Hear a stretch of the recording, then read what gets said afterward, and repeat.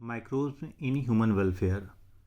तो इस चैप्टर में हम लोगों को एक्चुअली पढ़ना क्या है कि माइक्रोब्स कौन कौन से इम्पॉर्टेंट हैं और उनका कमर्शियल इस्तेमाल क्या किया जा रहा है, उनसे किस तरह के यूज़फुल प्रोडक्ट्स बनाए जा रहे हैं ह्यूमन बीइंग्स के लिए। देखिए, जो माइक्रोब्स का ग्रुप है उसमें आपको डाइवर्सिटी बहुत ज़्यादा मिलेगी और वहाँ पर यूज़फुल ऑर्गेनिज्म भी हैं, हार्मफुल ऑर्गेनिजम्स भी हैं। ठीक है, मतलब यूज़फुल माइक्रोब्स भी हैं और हार्मफुल। जो हार्मफुल माइक्रोब्स हैं वो ज़्यादातर पैरासाइट्स हैं और डिजीज़ कॉज करते हैं, चाहे वो वायरस हो, चाहे प्रोटोजोअन्स हो, बैक्टीरिया हो, इवन फंगाई एट्सेट्रा। यहाँ पे हमको फ़िलहाल इनके बेनिफिशियल्स रोल्स पढ़ने हैं कि हम माइक्रोब्स को किस तरह से ह्यूमन काइंड के लिए या इन्वायरमेंट के लिए बेहतर तरीके से इस्तेमाल कर सकते हैं। तो पहला टॉपिक जो दिया हुआ है, डिस्ट्रीब्यूशन ऑफ माइक्रो ऑर्गेनिजम्स। अब माइक्रो ऑर्गेनिजम्स कहाँ पाए जाते हैं, तो सिंपल आंसर आप दे सकते हैं, कॉस्मोपॉलिटन होते हैं, मतलब एवरीवेयर। चाहे वो ज़मीन हो, चाहे वो पानी हो, चाहे हवा हो, डस्ट में, inside and outside of the plants, animals and humans body.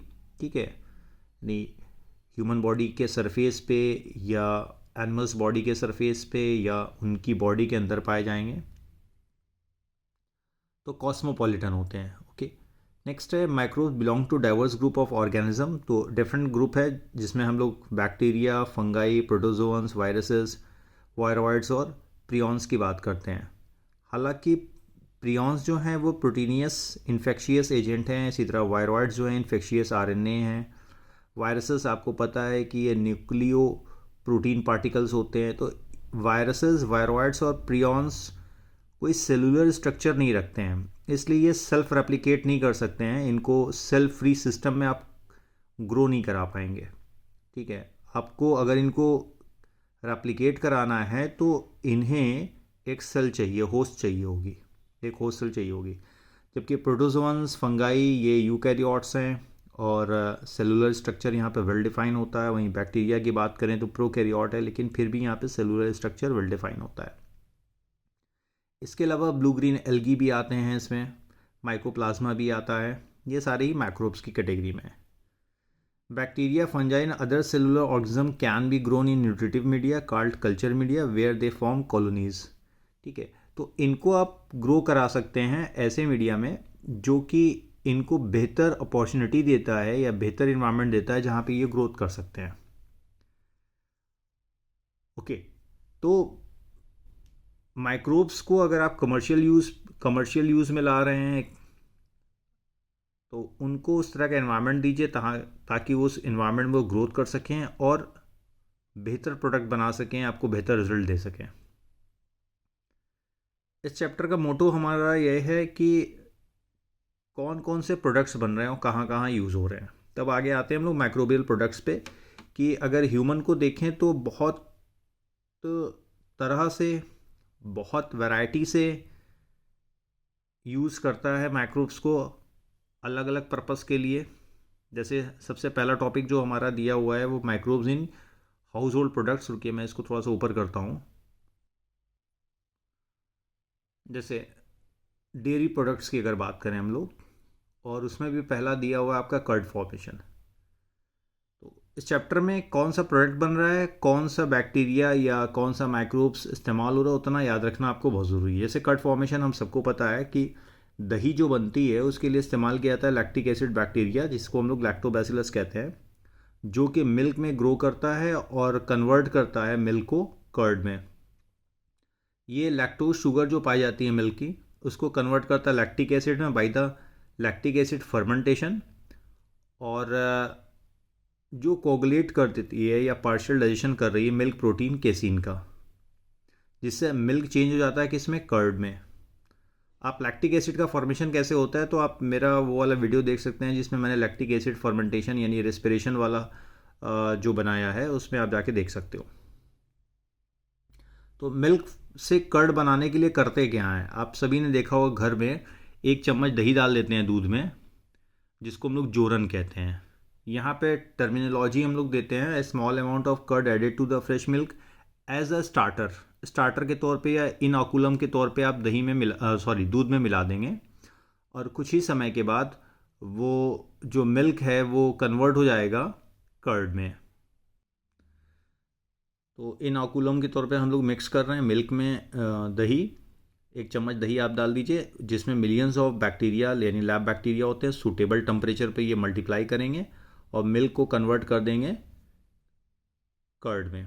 इसके अलावा लैब यानी इस बैक्टीरिया को और किस रूप में हम लोग समझ सकते हैं कि ये न्यूट्रिशनल क्वालिटी को बढ़ाता है। ये एग्जैक्टली देखा जाए तो विटामिन B12 का कंटेंट जो होता है, जो वाटर सोलुबल विटामिन है, उसका अमाउंट कर्ड में बढ़ा देता है। इसके अलावा ये बैक्टीरिया चेक करता है disease causing microbes in the stomach. अगर आप दही खा रहे हैं उसमें लैक्टिक एसिड बैक्टीरिया है, तो ये कंट्रोल करता है आपके पेट में अगर कोई डिजीज़ कॉजिंग माइक्रोब्स हैं तो उनको भी कंट्रोल करेगा। तो दही के ये डिफरेंट फ़ायदे हैं। और दही बनाई किसके मदद से जा रही है? लैक्टिक एसिड बैक्टीरिया के थ्रू, राइट। अब नेक्स्ट आते हैं चीज़ फॉर्मेशन। तो चीज़ आप सभी ने शायद कभी ना कभी किसी भी फॉर्म में खाया ज़रूर होगा। और जो डिफरेंट चीज़ बनाई जाती है वो भी माइक्रोब्स का इस्तेमाल करके ही बनाई जाता है, अलग अलग तरह का चीज़। जैसे स्विस चीज़ जो होता है उसमें लार्ज होल जो बनता है उसका फॉर्मेशन होता है due to the production of carbon dioxide. और इस चीज़ को बनाने के लिए जिस बैक्टीरिया का इस्तेमाल करते हैं उसका नाम है प्रोपियोनी बैक्टीरियम शारमानी, ये याद रखिएगा। देन रॉकफोर्ट चीज़ है जो कि राइप किया जाता है बाई ए स्पेसिफिक फंजाई। यहाँ फंजाई है, इसका नाम है पेनिसिलियम रॉकफोर्टी। तो स्विस चीज़ के लिए जो बैक्टीरिया है उसका नाम है प्रोपियोनी बैक्टीरियम। और रॉकफोर्ट चीज़ के लिए जो फंगस है, यहाँ पे ध्यान रखिएगा, बैक्टीरिया यहाँ पर है और यहाँ पर क्या है? फंगस है। इसका नाम है पेनिसिलियम रॉकफोर्टी। ओके। इसके बाद आता है इडली डोसा। इडली डोसा बनाने के लिए जो डो यूज़ करते हैं, डो, ठीक है,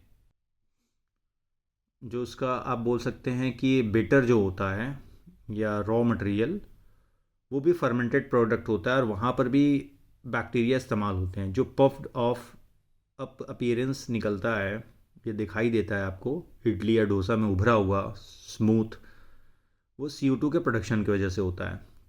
और अगेन यहाँ पर हम लोग ईस्ट का, या तो ईस्ट मतलब फंगाई का या दूसरे माइक्रोब्स का इस्तेमाल करते हैं। देन इसके बाद आते हैं ब्रेड में। तो ब्रेड फॉर्मेशन के लिए जो स्पीशीज़ इस्तेमाल होती है वो है सैक्रोमाइसिस सेरेवेसी यानी बेकर ईस्ट। और ये प्रोड्यूस करता है सर्टेन एंजाइम जिसको हम लोग एमाइलेज, माल्टेज और जाइमेज के नाम से जानते हैं, जो कि एक्चुअल में फर्मेंटिंग में मदद करेगा, फर्मेंटेशन में मदद करेगा। और देन उससे ब्रेड बनाए थे। ध्यान रखिएगा इसी ईस्ट का इस्तेमाल अल्कोहल प्रोडक्शन में भी होता है, राइट। ये एक प्रोसेस दी हुई है कि किस तरह से एमाइलेज स्टार्च को ब्रेक करता है माल्टोज में, देन माल्टोज को माल्टेज एंजाइम के प्रेजेंस में ब्रेक किया जाता है ग्लूकोज में, देन ग्लूकोज ब्रेक हो जाता है एथाइल अल्कोहल में। तो ये कौन कर रहा है? ईस्ट कर रहा है, जिसमें डिफरेंट काइंड ऑफ एंजाइम्स पाए जाते हैं और वो ब्रेड मेकिंग में इस्तेमाल होता है। देन इसके बाद आता है टोडी। तो टोडी जो है ट्रेडिशनल ड्रिंक है साउदर्न इंडिया में, और पूरे साउदर्न इंडिया में, in the some parts of the southern India. और इसका फॉर्मेशन कैसे करते हैं? जो पाम सैप होता है उसका फर्मेंटेशन करके बनाया जाता है, ठीक है। आप इंटरनेट पे सर्च मारेंगे तो आपको पूरा का पूरा आपको दिख जाएगा किस तरह से बनाया जाता है। ये वो मटकी होती है मिट्टी की, और उस मटकी को ले जाके प्लांट बॉडी के साथ अटैच कर देते हैं उसके सर्टेन पार्ट में, जो पाम प्लांट होता है। तो उससे जो लिक्विड निकलता है वो स्टोर होता है, कुछ समय के बाद वो कन्वर्ट हो जाता है टोडी में। लिखा है toddy left for a few hours undergoes fermentation by yeast to form beverage containing 6% alcohol. तो अल्कोहल उसमें आ जाएगा 6% के आसपास। 24 घंटे से ज़्यादा समय अगर छोड़ देंगे तो इतना ज़्यादा अल्कोहल हो जाता है कि वो यूजेबल नहीं होगा, पीने लायक नहीं होगा। इसके अलावा माइक्रोब्स का और भी इस्तेमाल किया जाता है फ़िश के फर्मेंटेशन में, सोयाबीन, बैम्बू शूट्स, ठीक है, इनके फर्मेंटेशन के लिए।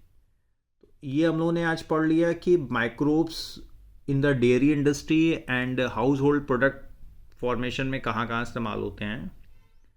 देन इसके बाद हम लोग को पढ़ना है माइक्रोब्स इन इंडस्ट्रियल प्रोडक्ट्स, जहाँ पे आपको फर्मेंटेड बेवरेज पढ़ने हैं और एंटीबायोटिक प्रोडक्शन पढ़ना है। हम लोग इस वीडियो को जल्दी जल्दी कवर करने की कोशिश करेंगे